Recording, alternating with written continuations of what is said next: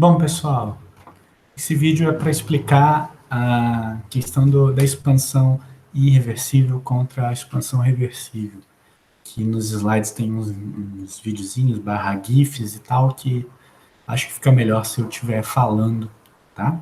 Então, por exemplo, eu tenho aqui, desse lado direito, uma figura que eu tenho a representação de um gás, certo?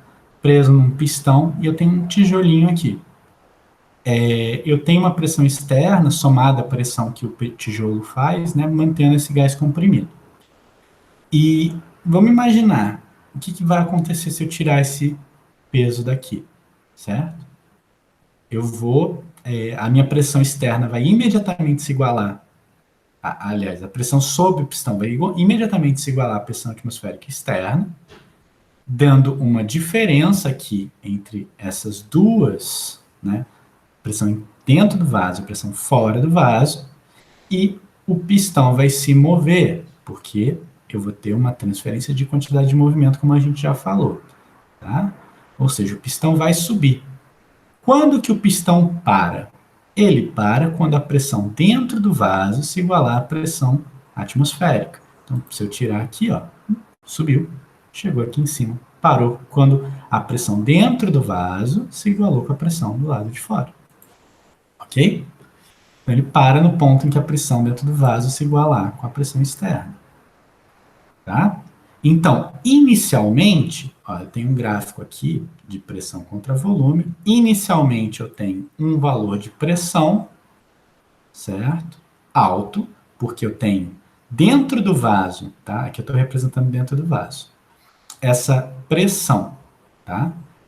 Vai ser alta porque eu tenho a pressão externa mais o peso do tijolo contribuindo para um aumento da pressão sob o pistão, tá?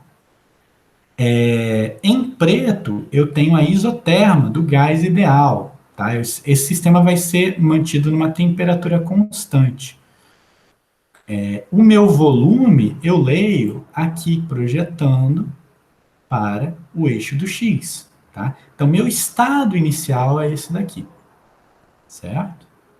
Quando eu tirar o tijolo, né, a minha pressão vai cair, eu vou jogar, meu sistema vai cair para uma pressão menor. Eu vou manter a temperatura constante, então eu vou andar em cima, melhor dizendo, em cima dessa linha, tá? No meu estado final em si, a minha pressão vai ser essa daqui e o meu volume eu vou projetar aqui embaixo, ok? Essa pressão aqui, se eu projetar para cá, eu vou ler exatamente a pressão externa. Aqui está a representação do que, né, o estado inicial e o estado final dentro do vaso. Tá? Nosso sistema é o vaso, ok? Se eu quiser trabalhar. E assim, o meu sistema empurrou o pistão. Então ele realizou trabalho. Tivemos um deslocamento, houve produção de trabalho. Certo? Esse trabalho aqui, como vocês viram, é menos a P externa, delta V. Só que mais do que isso, eu poderia pensar, né? Vem daquela integração. Se vocês já assistiram um vídeo de cálculo, vocês vão ter esse conceito um pouquinho mais fixado. Se vocês não viram a revisão de cálculo, volta aí e dá uma olhada antes, que eu acho que vai ser mais importante. Mas eu posso, então, mensurar o trabalho, certo? Através do que? No meu estado inicial, meu volume era esse daqui. No meu estado final, meu volume é esse daqui. A minha pressão durante o processo foi sempre constante. Então, se eu pintar essa área aqui, essa área em cinza representa exatamente a quantidade de trabalho que o sistema realizou. Tá? A área pintada, então, corresponde a essa fórmula aqui, menos P externo delta V. Reparem, delta V, né? V final menos V inicial é essa parte daqui. Ignorem o sinal agora, tá? Porque o menos está entrando aqui porque a gente teve um aumento do volume, então esse ΔV é positivo, e meu sistema está realizando o trabalho, então ele está perdendo energia, então o sinal de menos é por isso, tá? Mas vamos ignorar um pouquinho esse sinal de menos, vamos tentar entender essa área. Então, olha só, a altura aqui, certo? é a P externa. A base aqui, né? A base é o ΔV. Então, esse produto realmente dá uma área de um retângulo. Tá? Vamos pensar num outro problema agora. Eu vou tirar metade do tijolo, atingir um ponto de equilíbrio intermediário, tirar o restante e chegar no mesmo estado final. Ok? Deixa eu voltar aqui. Então, primeiro, eu vou marcar lá a minha pressão inicial no meu volume inicial. Certo? Tirei metade do tijolo, marquei minha pressão intermediária, certo? E o meu volume intermediário, ok? Ao realizar isso, o meu sistema realizou um trabalho. O trabalho dele está realizado, que vai ser essa área aqui, né? Porque agora a minha pressão intermediária, ela não é a mesma pressão que a gente tinha depois. Eu ainda tenho um pedaço de tijolo ali, tá? Mas a minha expansão aqui é irreversível, né, daqui até esse ponto, e meu menos P externo ΔV, meu P externo vai ser, né, um valor maior do que a pressão atmosférica. A minha área aqui é a área do trabalho desse primeiro processo. Tá? Se eu tirar o outro aqui, ele vai subir até o final, chegando no mesmo estado final, mesmo volume, e eu vou ter uma nova etapa de produção de trabalho do sistema, só que agora é desse volume intermediário até o volume final, certo? O meu trabalho total que o sistema realizou vai ser a soma dessas duas áreas que eu acabei de pintar, ok?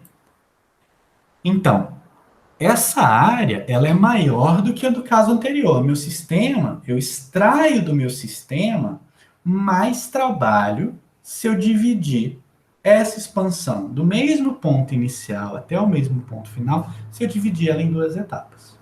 Ok? E o que acontece se eu dividir em quatro etapas? Né? Eu tiro um quarto, metade, sobra, tira 3/4 do total do tijolo, depois o final. Tem quatro estados, né? Tá aqui, o estado inicial, o estado intermediário 1, o estado intermediário 2, o estado intermediário 3, o estado final. Na verdade, eu tenho 5, são 4. Perdão.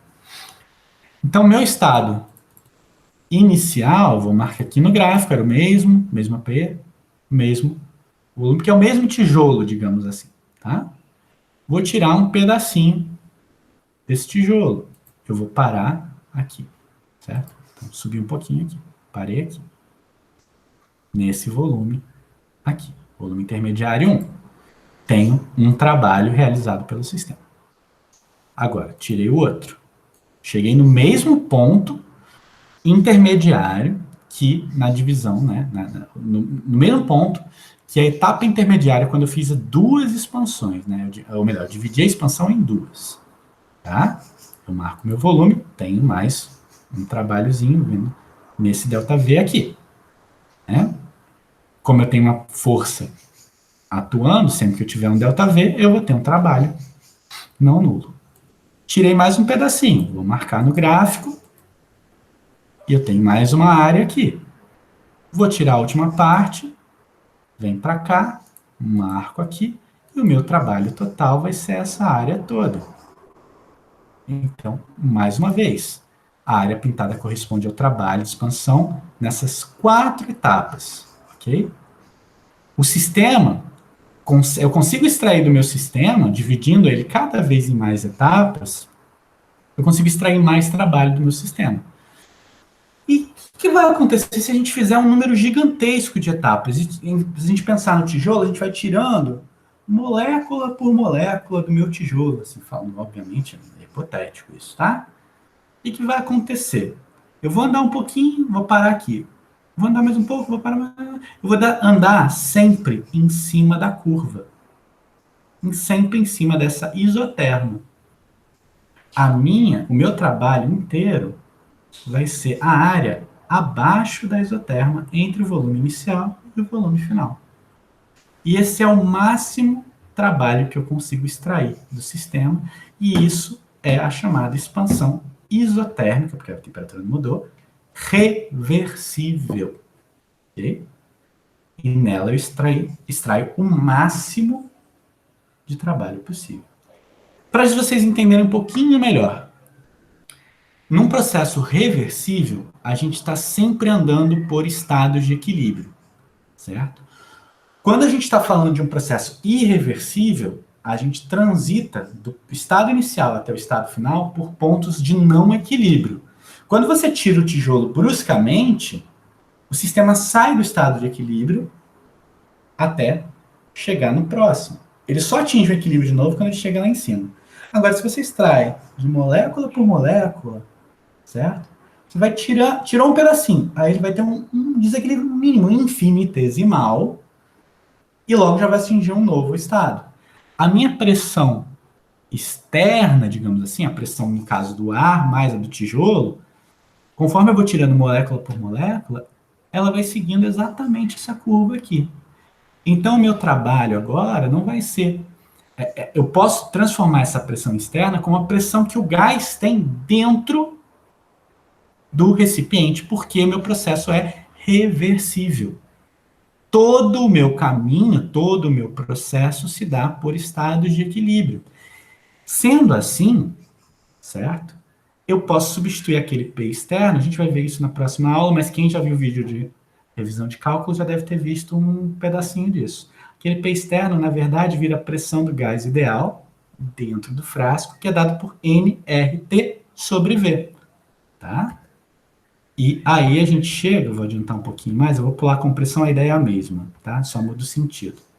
A gente chega nessa expressão aqui, ok? Era isso que eu tinha para falar nesse vídeo e até a próxima.